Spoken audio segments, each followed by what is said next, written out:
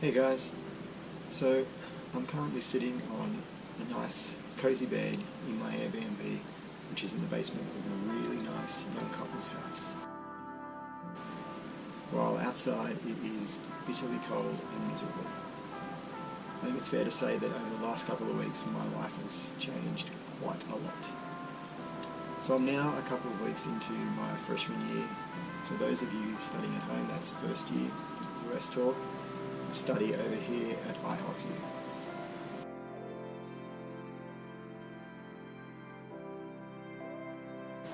I'm studying a mixture of theology classes and music classes. Out of all that, perhaps the biggest challenge for me at the moment academically is my music theory class, which, believe it or not, is not on a guitar, but is on a piano. That's right, in 2 years' time, my music director said her aim is that I will be able to write songs and lead worship equally capably from both the piano and my guitar. That's something I didn't expect, but it's also pretty cool. My other class, which is a bit of a challenge at the moment, is choir. I never in my wildest dreams thought I would say that I am a part of a choir, but today I am. Choir is a mandatory class for all students, and for me, this class might as well be called Cultural Studies. There's a big gospel influence, there are dance moves, and there are amazing harmonies. And more than once I've found myself sitting in the middle of the class asking what in the world has just happened. It's nuts, but in a cool kind of way.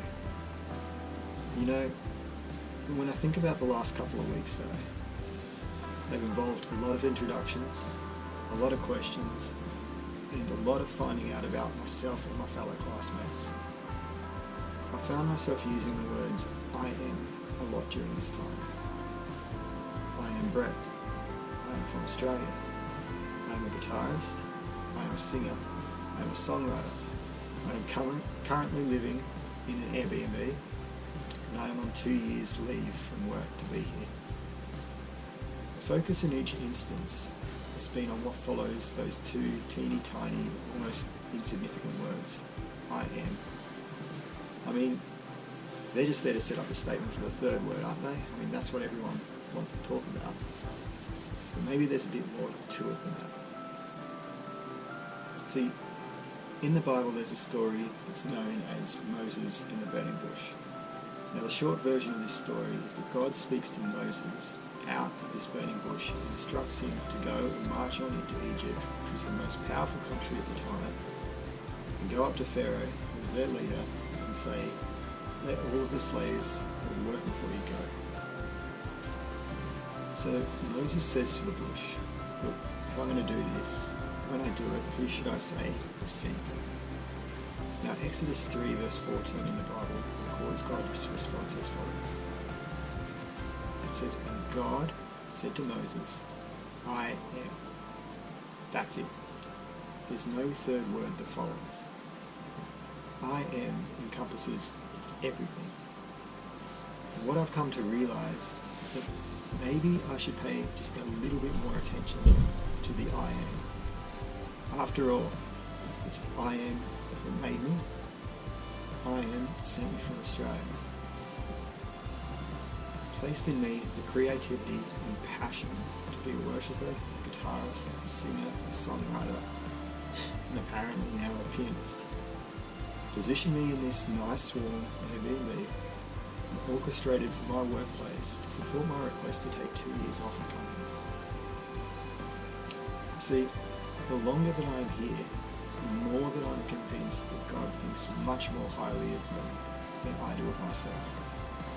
In fact, I believe that if God were to be introducing me, he would choose a completely different set of words to describe me based on the way that he sees me. It would probably be more like this. I am loved, I am chosen, I am set apart, and I am made in his image. See, for me, coming to IHOPU is about pursuing the dreams and desires that God has placed in my heart, even when it feels like they are completely unachievable. It is about me diving headfirst into that gap between who I think I am and who I sense that I'm meant to be, and trusting that somewhere in the middle place, God is going to catch me. Is God able? Is God faithful to catch me and grow me and develop me into who I need to become?